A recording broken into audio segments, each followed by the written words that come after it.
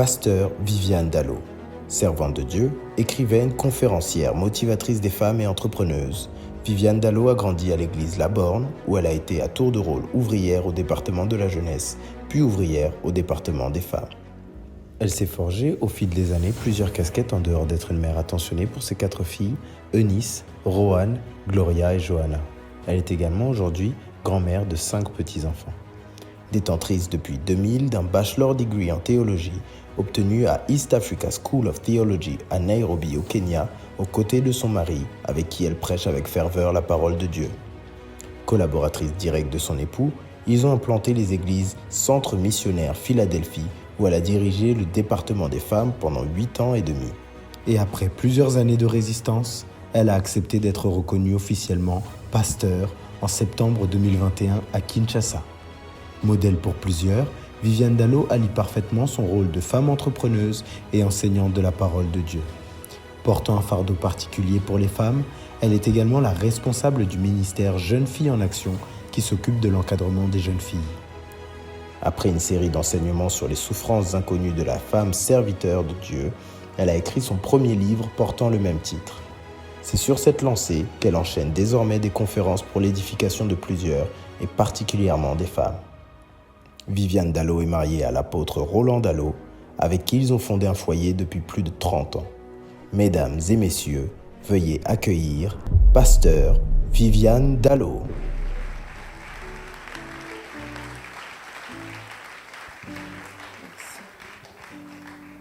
Alléluia. Vous pouvez vous asseoir. Seigneur, nous voulons te glorifier encore parce que toi, tu es digne de cela. Tu nous as fait du bien. Nous sommes à notre 3e jour et Seigneur, tu ne cesses, Seigneur, de nous remplir. Tu ne cesses de nous faire du bien. Tu ne cesses, éternel Dieu de gloire, de nous bénir, de nous rapprocher de toi. Nous voulons encore en ces instants te dire merci.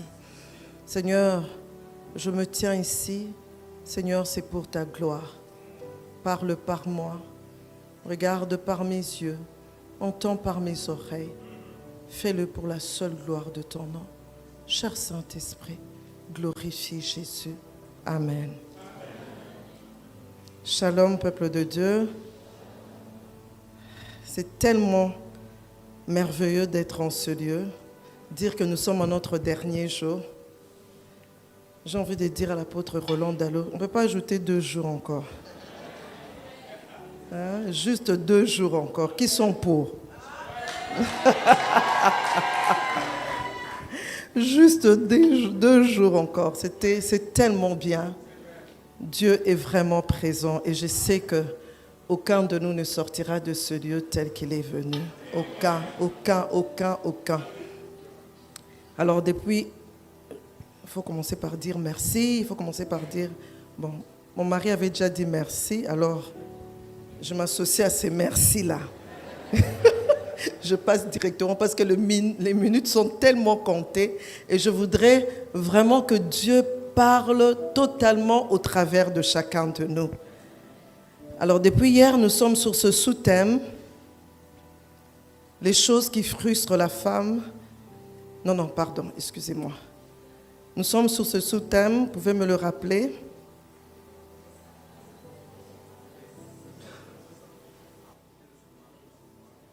Donc vous ne m'avez pas suivi. Trouver sa place à côté de son mari dans le ministère. Alors je ne vais pas trop revenir sur ce que j'ai eu à dire hier. Je vais directement toucher un point important que j'avais abordé vers la fin pour dire que après que je me suis posé plusieurs questions, Seigneur, comment dois-je m'y prendre, quelles sont mes limites, comment je veux faire par rapport au fait que je suis femme de serviteur de Dieu et Dieu m'a parlé clairement en me disant, Viviane, pour trouver ta place, il te suffit seulement de savoir, de comprendre et d'appliquer, de comprendre que les principes bibliques restent les mêmes pour toute femme. Femme de serviteur de Dieu, femme du boulanger, femme de médecin, pour toute femme et pour toute chrétienne. quand tu comprendras et que tu appliqueras le principe biblique, c'est à ce moment-là que tu pourras trouver ta place. Et après avoir compris cela, je me suis mise à appliquer cela.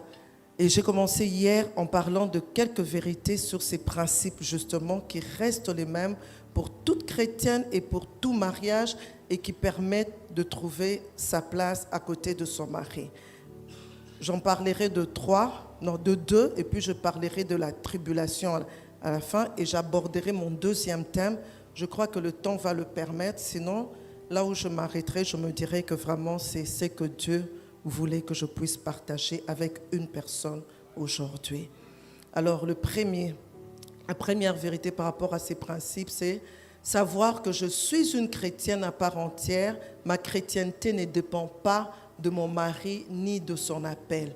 Très, très important. J'en ai parlé en long et en large. Ma chrétienté ne dépend pas de mon mari ni de son appel. Je suis une chrétienne à part entière. Et je parlais de ce passage de 1 Timothée 4, 13 à 16, où Paul est en train de parler à Timothée en lui disant « Applique-toi à la lecture, ne néglige pas le don qui est en toi, occupe-toi de ces choses, veille sur toi-même. » Pourquoi ? Pour que tu te sauves toi-même et que tu sauves ceux qui t'entourent. Et c'est ce que j'ai commencé à mettre en application. Et je le partage aujourd'hui avec une personne, particulièrement avec une femme qui aspire à devenir femme de serviteur de Dieu, une femme qui aspire au mariage, une femme de serviteur de Dieu, mais une femme aussi mariée qui est présente dans cette salle. Je ne suis pas chrétienne par rapport à mon mari.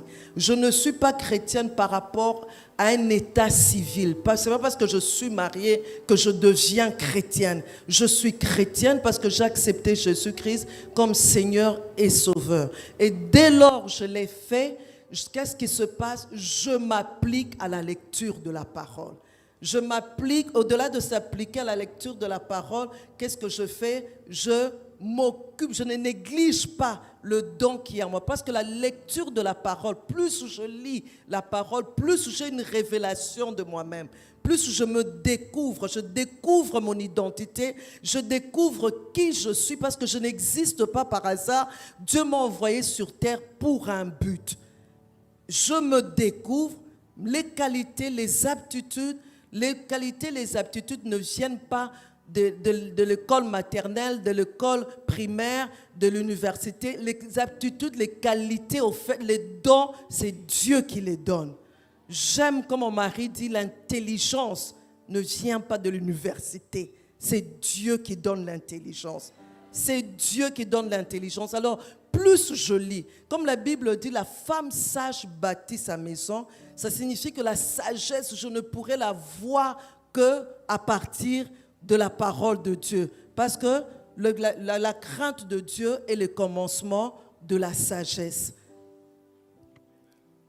Non seulement que je me découvre, en me découvrant, je m'occupe de ces choses. Toutes ces choses que je découvre, je m'applique à les faire, à les réaliser dans ma vie. Ce qui fait que ça me fraye un chemin, ça me montre ce que je suis. Et je voudrais insister sur le fait de s'appliquer à la lecture. Parce que quand on s'applique à la lecture, il y a renouvellement de l'intelligence. Et quand il y a renouvellement de l'intelligence, on sait connaître la volonté de Dieu. On sait savoir que je dois être à tel endroit, je suis appelé à poser tel acte, voilà ce que Dieu attend de moi. Et à côté de cet homme, je saurai savoir ce que je suis appelé à faire par rapport au ministère que Dieu lui a confié. Et je vais encore insister sur les dons, les talents que j'ai, les talents que Dieu a mis en moi.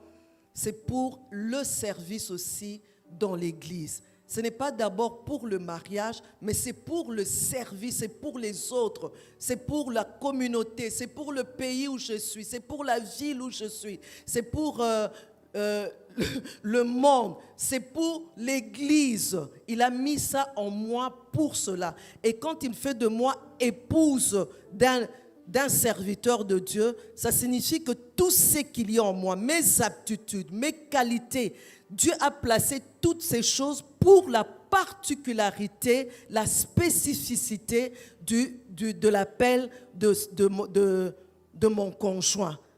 Parce que tout le monde est pasteur, mais tout le monde n'a pas la même particularité. Tout le monde est prophète, mais tout le monde n'a pas la même particularité. Tout le monde peut être médecin, mais tout le monde n'a pas la même particularité en médecine.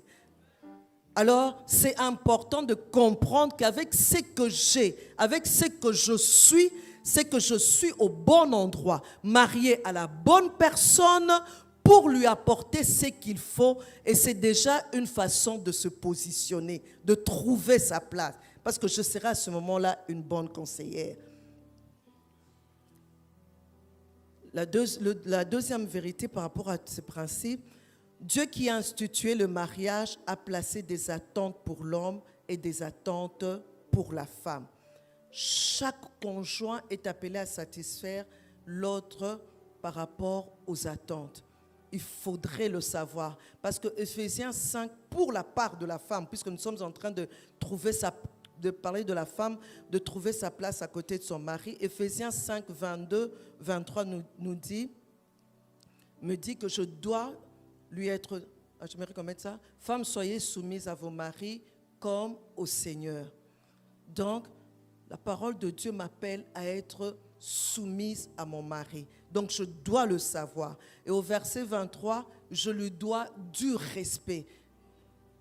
Non, ce n'est pas le verset 23. Le verset 23 dit plutôt, car le mari est le chef de la femme, comme Christ est le chef de l'Église, qui est son corps et dont il est le sauveur. Donc, savoir aussi que, non seulement que je suis appelée à lui être soumise, mais savoir aussi qu'il est mon chef. Il est le chef. Oui, il y a des femmes qui disent, quel chef?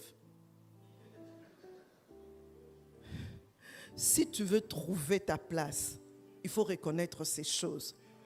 Il faut accepter ces choses, intérioriser ces choses, parce que ça te permettra de connaître tes limites.